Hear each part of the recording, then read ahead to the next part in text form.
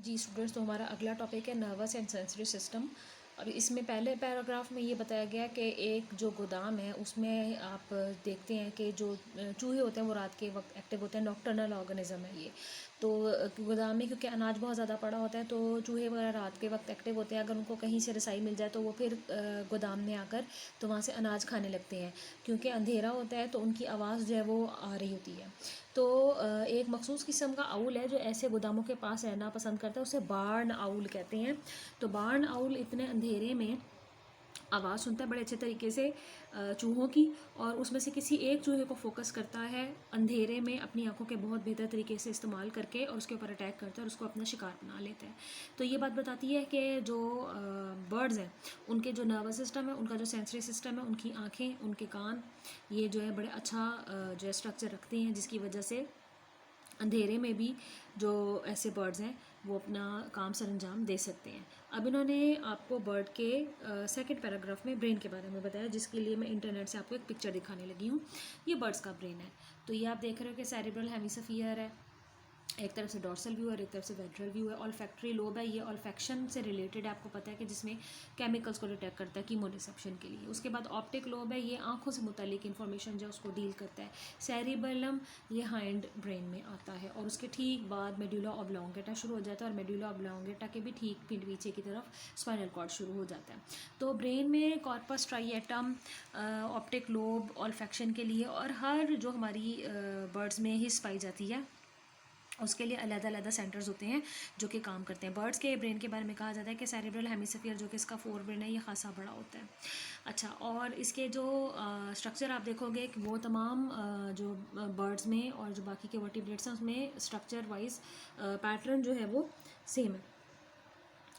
तो जनाब यहाँ पर उन्होंने आपको बताया हुआ कुछ इंपॉर्टेंट पार्ट्स, जैसे ऑप्टिक टेक्टम के बारे में उन्होंने बताया। तो ये मिड ब्रेन का हिस्सा है जहाँ पर कॉर्पस स्ट्राइएटम के साथ ये तमाम जो इन्फॉर्मेशन सेंसरी यानी मुख्तलिफ हिस्सों से, आँखों से जो है ऑल्फैक्शन के लिए नेज़ल पोर्शन से जाती है, क्योंकि इनकी नोज़ तो होती नहीं है। तो ऑल्फैक्शन के लिए इंटरनल जो रिसेप्टर्स होते हैं वो पाए जाते हैं। इसी तरह सुनने की हिस्बीन में आपको पता है कि अंदरूनी ईयर का है थोड़ा सा पोर्शन, मिडल ईयर और एक्सटर्नल ईयर तो इनमें है नहीं है। इसी तरह जो मिड ब्रेन है ये जो इन्फॉर्मेशन है ये आंखों से आने वाली इन्फॉर्मेशन को रिसीव करता है।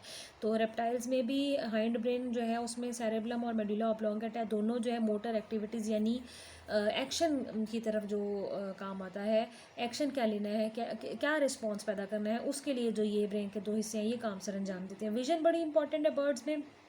बर्ड जो है बाइनोकुलर विजन भी रखते हैं और मोनोकुलर विजन भी रखते हैं। ये मैं आपको इधर से दिखाना चाहूँगी। आपको 3 परिंदे दिखाए गए हैं। बाइनोकुलर विजन का मतलब है कि जहाँ पर 2 आँखें जो हैं उनसे मिलाकर जो इमेज फॉर्मेशन और जो वजाहत होती है कि क्या कैसी चीज़ जो है वो नज़र आ रही है वो। यहाँ पर आप देख रहे हो कि ये इसका इतना फील्ड ऑफ व्यू है, यानी इतने हिस्से में दिख रही है। इसी तरह यहाँ पर आप देख रहे हो कि इतने हिस्से में और बैक साइड पर थोड़ी सी फील्ड ऑफ व्यू जाके मैच कर रही है, ये बाइनोकुलर विजन। और लाइट ब्लू कलर में आप देख रहे हो, लाइट ब्लू कलर में आप देख रहे हो कि जो स्ट्रक्चर था बर्ड का, मैं अब आपको यहाँ पिक्चर से दिखाना चाहूँगी। हाँ, तो लाइट ब्लू में आप वो देख रहे थे कि जहाँ पर एक आंख से बनने वाला जो इमेज फॉर्मेशन है और जो इन्फॉर्मेशन है वो, और जो डार्क ब्लू में था वो बाइनोकुलर विजन है, जब जिसमें दोनों आंखों से मिलने वाली जो इमेज होती है वो सामने नज़र आती है। अब यहाँ पर मैं आपको बर्ड की आंख दिखा रही हूँ, आपको उसी तरह लेंस नज़र आ रहा है, कॉर्निया इनका खासा बल्ज हुआ बाहर की तरफ उभरा हुआ होता है, और बर्ड्स की जो आँखें होती हैं वो खासी बड़ी भी होती है और उनका कॉर्निया स्पेशली बाहर की तरफ बहुत उभरा हुआ होता है। यहाँ मसल्स पाए जाते हैं, सीलरी मसल्स होते हैं, वो लेंस को होल्ड करके रखते हैं। ब्लड वेसल्स आपको दिख रही हैं, खून सप्लाई करती हैं। फिर आपको पता है कि रेटिना, कोरड, स्क्लेरा सबसे बाहर वाली, रेटिना सबसे अंदर वाली। रेटिना सबसे हसास लेयर होती है, इसमें रॉड्स और कोन्स होते हैं। एक जो आपको पता है कि वो लाइट इंटेंसिटी को डिटेक्ट करते हैं, और एक जो है वो कलर जो है डिफ्रेंसिएशन करने में मदद देती हैं। अब फोविया वो पॉइंट होता है जहाँ पर रेटिना के अंदर सबसे ज़्यादा कोन्स जो है वो पाई जाती हैं। यहाँ पर एक फोविया है। रेटिना में एक पॉइंट वो भी होता है जहाँ पर दोनों तरह के फोटो रिसेप्टर्स नहीं होते, उसे ब्लाइंड स्पॉट कहते हैं, वहाँ इमेज नहीं बन सकती। तो यहाँ पर फिर उसके बाद आँख के सबसे आखिर में ऑप्टिक नर्व जो है वो पाई जाती है, और ये तमाम आँख से आने वाली इन्फॉर्मेशन को फिर ब्रेन तक लेकर जाती है। तो बर्ड्स में ये जो फोविया आप देख रहे हो ये 2 तरह के होते हैं, एक परसूट फोविया और एक सर्च फोविया। सर्च फोविया जब बर्ड्स हायर अल्टीट्यूड पर सफ़र कर रहे होते हैं और नीचे की तरफ उनको नहीं देखना होता है, लैंडस्केप की तरफ, ज़मीन की तरफ क्या नज़र आ रहा है, है तो वो मोनोक्यूलर विजन यानी एक आंख से बनने वाली इमेज को भी बेहतर तरीके से इस्तेमाल करके इस फोबिया की मदद से देख सकते हैं। परसूट फोबिया जो है वो दूसरी चीज़ों में मदद देता है। मिसाल के तौर पर ये जो आपको पिक्चर दिखा रही हूँ, इसमें भी उसी तरह से आपको बताया जा रहा है कि कैसे लाइट रेज जो है वो फॉल कर रही हैं लेंस पे, उसको फोकस किया जा रहा है फोबिया पर। तो मैं अब बाकी अगली वीडियो में दोबारा बुक खोल के आपको एक्सप्लेन करती हूँ बाकी काफ़ी